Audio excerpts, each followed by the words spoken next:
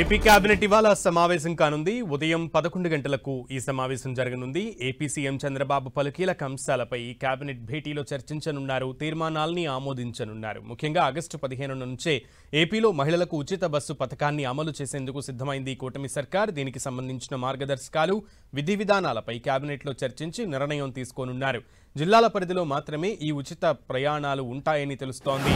అమరావతి రాజధాని నిర్మాణానికి సంబంధించి సిఆర్డీఏ ఆమోదించిన తీర్మానాలకు ఏపీ కేబినెట్ గ్రీన్ సిగ్నల్ ఇవ్వనుంది.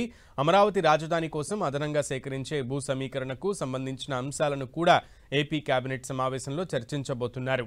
వీటితో పాటు అమరావతిలో కొత్తగా చేపట్టే నిర్మాణాలకు సంబంధించిన సంస్థలకు భూములు కేటాయింపు అంశం కూడా ప్రధానంగా చర్చించి నిర్ణయం తీసుకోబోతున్నారు.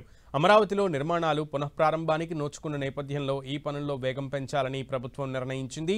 నిర్ణీత గడువులోగా ప్రధాన భవన సముదాయాలను అందుబాటులోకి తీసుకుని రావాలని భావిస్తోంది. దీనికి అనుగుణంగా అన్ని రకాల చర్యలు చేపట్టింది. రాజధాని నిర్మాణ పనులకు సంబంధించి ఇటీవలే సిఆర్డీఏ ఆమోదించిన తీర్మానాలు మంత్రివర్గం ముందుకు చర్చకు రానున్నాయి.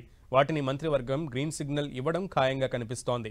రాజధాని పరిధిలోని అమరావతి 4, తుళ్లూరు మండలం పరిధిలోని వచ్చే 3 గ్రామాల్లో అదనంగా 20,494 ఎకరాల భూమిని సమీకరించే నిర్ణయానికి కేబినెట్ ఆమోదం తెలపనుంది.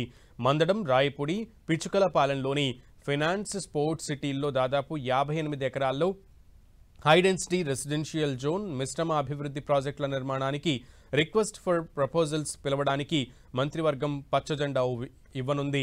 అమరావతిలో నిర్మించే 5 స్టార్ హోటళ్ల సమీపంలో మందడం, తుళ్లూరు, లింగాయపాలెం వద్ద కన్వెన్షన్ సెంటర్ల నిర్మాణానికి ఆమోదం తెలిపే ఛాన్స్ ఉంది.